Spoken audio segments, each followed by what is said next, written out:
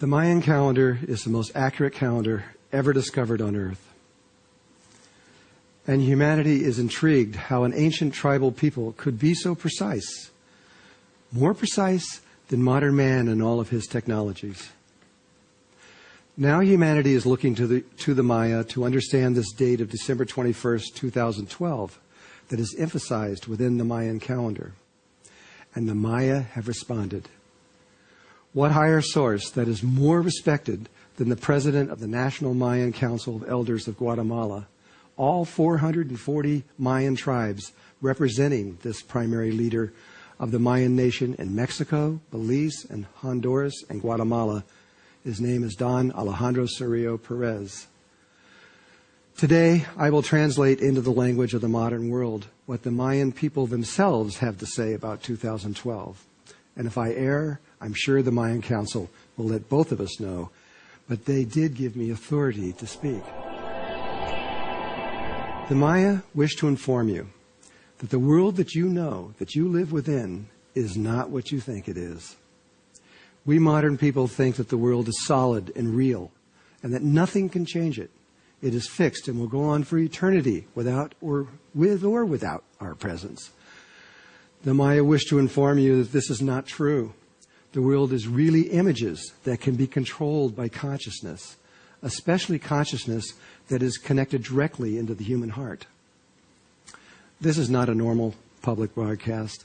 If you're looking for that, you've come to the wrong place. You are about to enter into a way of being that is only understood by the ancient world. The modern world has almost no idea of what we are about to discuss, and generally, it doesn't even know that it exists. And yet, this way of being is exactly what you, the modern world, need at this moment in history, but you probably don't know it. Humanity is very much in the situation of a butterfly moments before it comes out of its cocoon. Everything it knew is about to change, and a completely new world is about to emerge. Hello, my name is Drunvalo Melchizedek, and you're probably wondering why a white man is standing here authorized to speak for the Mayans. Well, that's going to take a little bit to explain. And in order to do that, I'm going to have to tell you a little bit about my life. And in doing that, I think you'll understand why I'm standing here.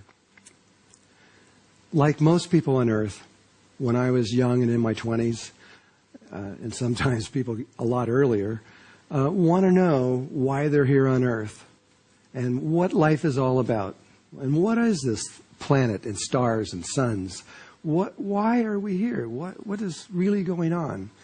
Well, I became so intrigued with this that I began to study, and my first place of study was in college. I went into college and I chose physics and mathematics. Not because I wanted to become a physicist or make money. That wasn't the purpose. I thought that the physicists and the mathematicians must know what the stars and planets are.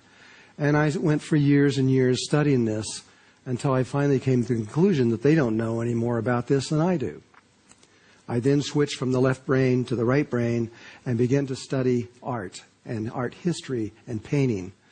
And I spent another 2 years studying that, and it really helped. I went through 20,000 years of art history, from caveman to modern time, and slowly I began to get an inkling through the female side of the brain of what life was about, but I wasn't even getting close. Time went on, and during this time, while I was going to college, I decided also to go into begin to study meditation. And I did this through beginning with the Hindus. I began to study mantras, and I had a Hindu guru who began to teach me these things, and I became very serious about it. And I sat down and began to study this. Well, one day, while I was deeply in meditation, a phenomena took place in the room where I was. Something I did not expect. I did not ask for it to happen. It just happened.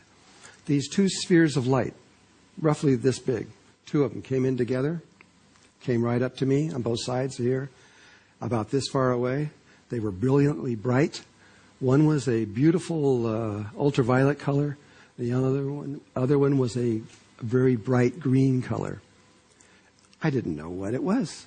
Two balls of light standing there in my room. And then inside my head, telepathically, I heard these words, "We are not separate from you. We are you on another level of existence." I didn't know what it meant, but it began an inquiry into existence that they began to lead through my life. And in my interaction with the two spheres of light, I was led by them to over 70 spiritual teachers around the world and studied almost every form of spiritual meditation on the planet. But at the same time, the two spheres of light guided me into the indigenous world to begin the understanding of their ancient ways. Then the angels, at one point, or the spheres of light, they are actually angels from their point of view,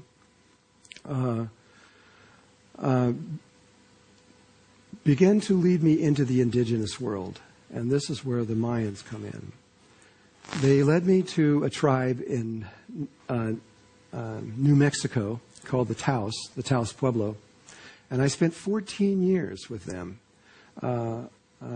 One of their teachers there is a man named Tell Us Good Morning. He's now passed on. He was the head of the peyote church for the entire United States. And he took me on and began to teach me. And other members of the Taos Pueblo began to also teach me. One was the actual cacique, or what is called a cacique, which is the spiritual leader of the Taos tribe. And he used to be the chief of the Taos Pueblo. And he taught me about crystals and about fetishes and how you could understand and change the outer reality through the use of crystals and fetishes. A fetish is a stone that you carve into a shape, and if you know how to use it, you can actually change your life in ways that no one would ever believe. But I saw it. I watched it happen. I couldn't deny it. And slowly they gave me, after 14 years, I had an indigenous training that changed me in ways that prepared me for going out into the world to begin to work with other tribes. The spheres of light then led me into what were called the Anasazi. They were the ancient ones that lived before the Hopi and the Sioux and the Lakota and the Cheyenne and all these other tribes. They were much older. And I found them on other dimensional worlds and began to work with them for a period of time. And then I was led to the Maya. And in 1985, I was directed to go into the Yucatan and to begin to study there and to do ceremony there. I was led into sacred temples such as Uxmal and Labna and Coba and Chichen Itza and Tulum and Cajunlich and Palenque, and even into Guatemala to Tikal. And it was initiation for me. And the Maya watched as I began to work on this level. And slowly after that, a few years later, I met a man named Hunzbatzman, who is a Mayan shaman and Mayan priest, and who is connected with the Grand Itza Mayan Council out of the Yucatan. And he began to teach me the Mayan way of perceiving the world, which was